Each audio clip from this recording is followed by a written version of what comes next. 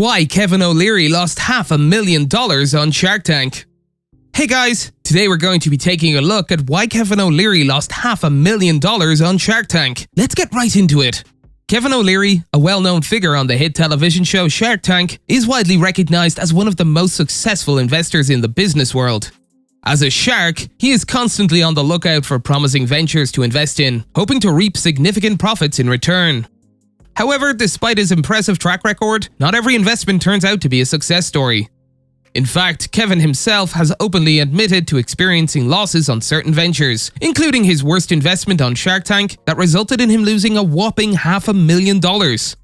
Despite his expertise in the field, even the best investors can make mistakes and suffer financial setbacks.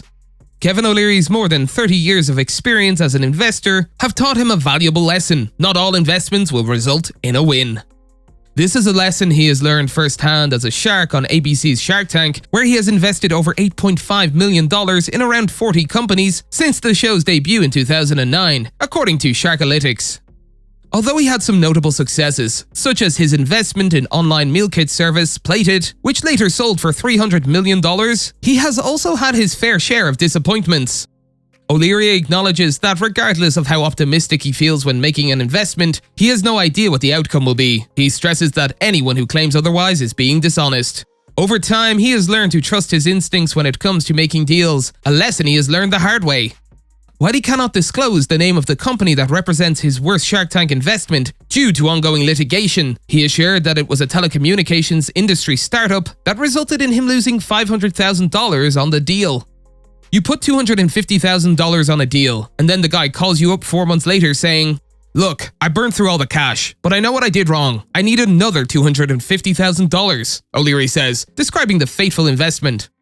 Kevin O'Leary became concerned when he quickly lost his initial investment in the startup. However, the startup's founder was able to win O'Leary back by acknowledging his past mistakes and pledging to rectify his approach.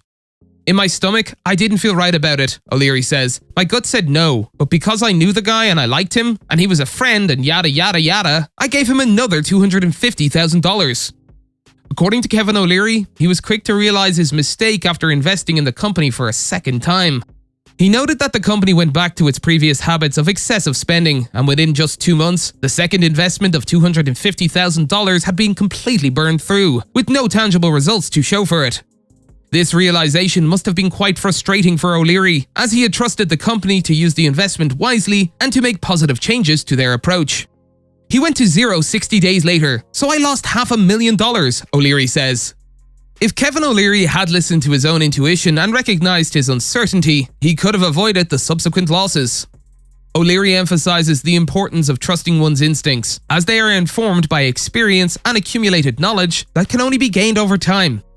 There is no way to accurately predict how investments will perform, but by paying attention to one's gut feelings and being mindful of past experiences, investors can make more informed decisions and potentially avoid costly mistakes. The lesson is, listen to your gut, because that is your experience talking," he says. "You gain that over time. You can't forecast it. You have to learn it."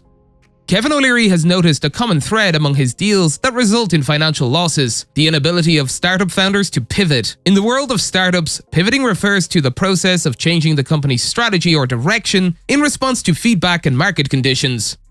"They can't get out of their own way," he says. "They won't listen to anybody else." According to O'Leary, entrepreneurs who refuse to change their bad habits and tactics are stupid because their stubbornness hinders them from adapting to the evolving world. He believes that it's crucial to move with the times.